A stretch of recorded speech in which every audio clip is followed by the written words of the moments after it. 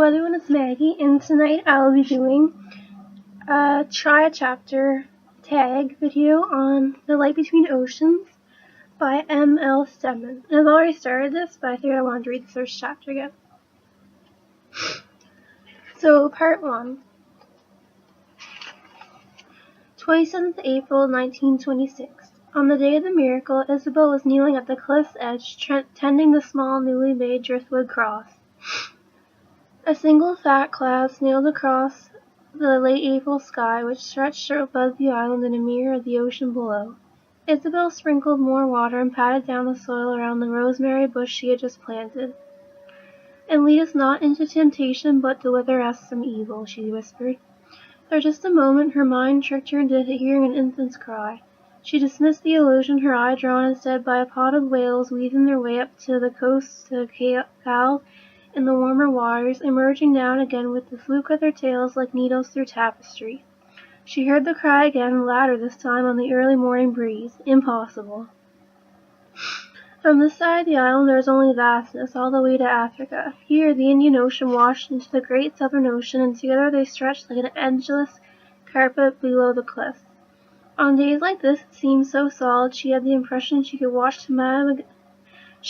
to Madagascar in a journey of blue upon blue. The other side of the island looked back, fretful, toward the Australian mainland, nearly 100 miles away.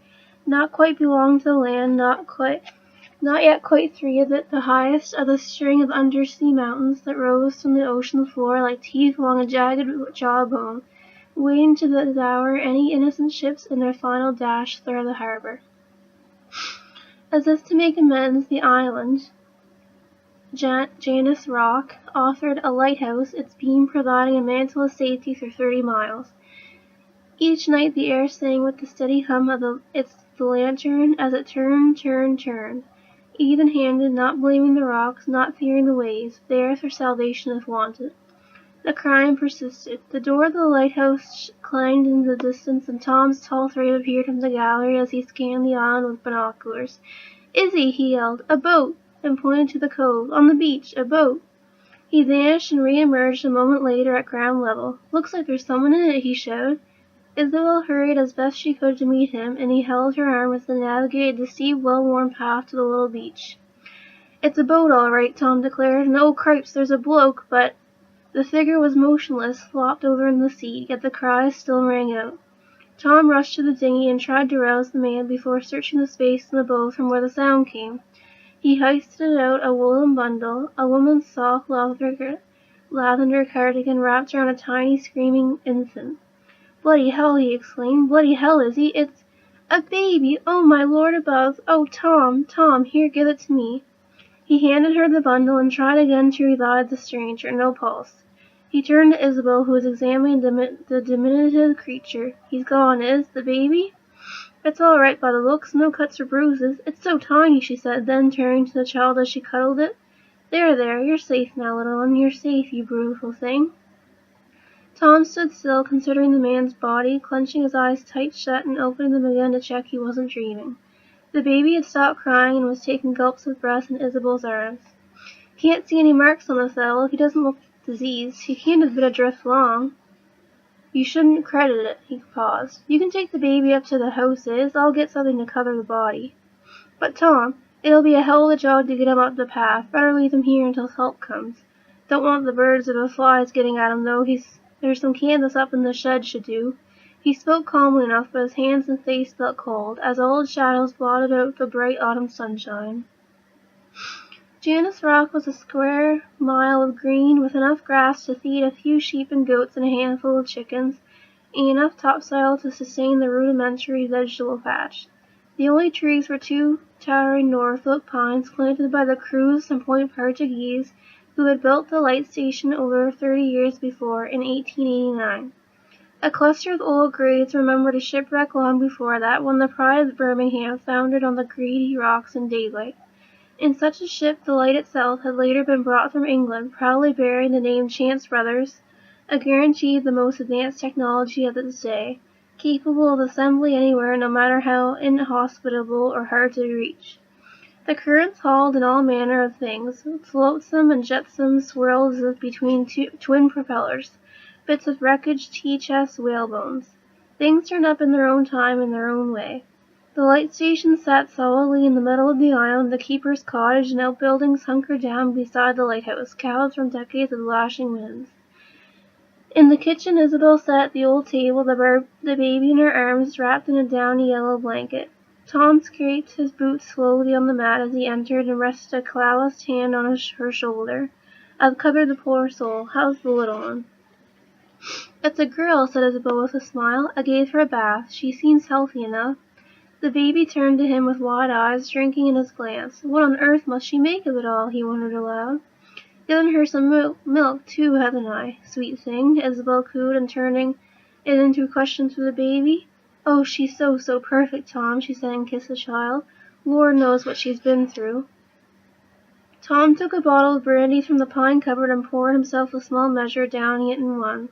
He sat beside his wife, watching the light play on her face as she contemplated the treasure in her arms. The baby followed every movement of their eyes, as though Isabel might escape if she did not hold her gaze.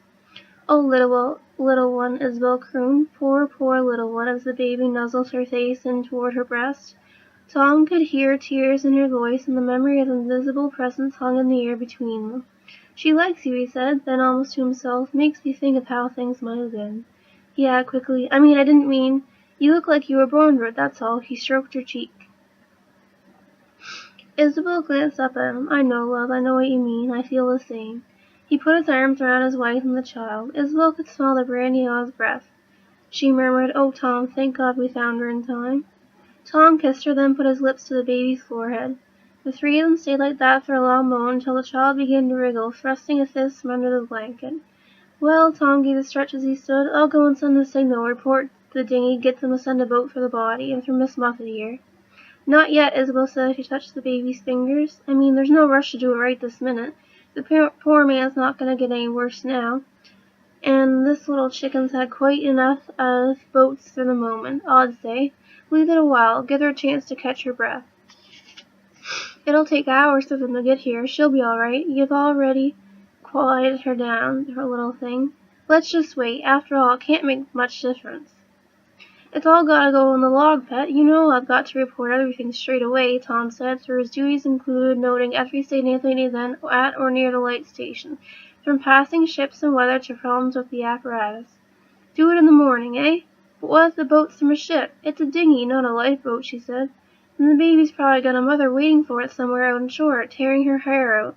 How would you feel if it was yours? You saw the cardigan. The mother must have fallen out of the boat and drowned." "Sweetheart, we don't have any idea about the mother, or about who the man was."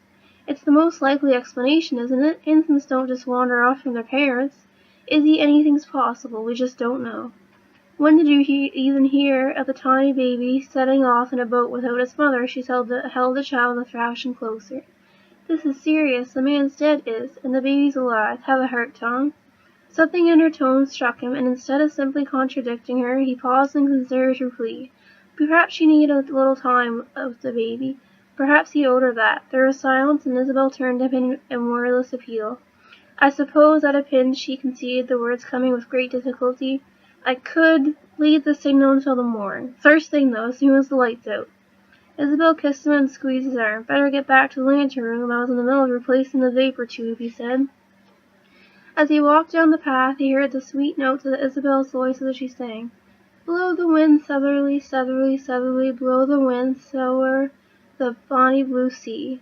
Though the music was tuneful, it failed to comfort him as he climbed the stairs of the light, fending off a strange uneasiness at the concession he had made.